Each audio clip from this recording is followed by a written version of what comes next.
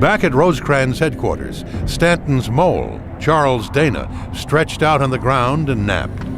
As Longstreet's assault began, Dana remembered that I was awakened by the most infernal noise I ever heard.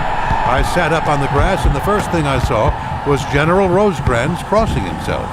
He was a very devout Catholic. Hello, I said to myself. If the general is crossing himself, we are in a desperate situation. Then Rosecrans' voice rose above the chaos. If you care to live any longer, he told his staff, get away from here. Then the headquarters around me disappeared. The graybacks came through with a rush, and soon the musket balls and the cannon shot began to reach the place where Rosecrans stood. The whole right of the army had apparently been rocketed. Longstreet, pleased with the success of the attack, said, they have fought their last man, and he is running. Because the Federal right flank had been obliterated, instead of cutting them off from Chattanooga, the Confederate attack was now driving them toward it.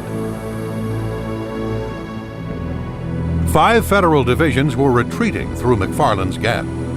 Personally, within the mess, Rosecrans was trying to reach Sheridan.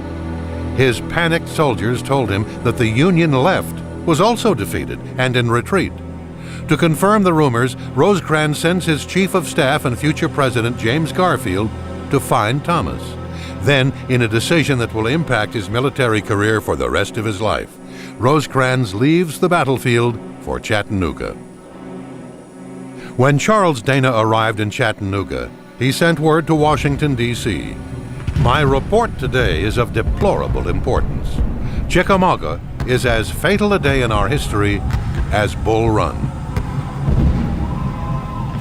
But Federal soldiers on the left flank weren't running. Though pressed hard, Thomas's men held firm.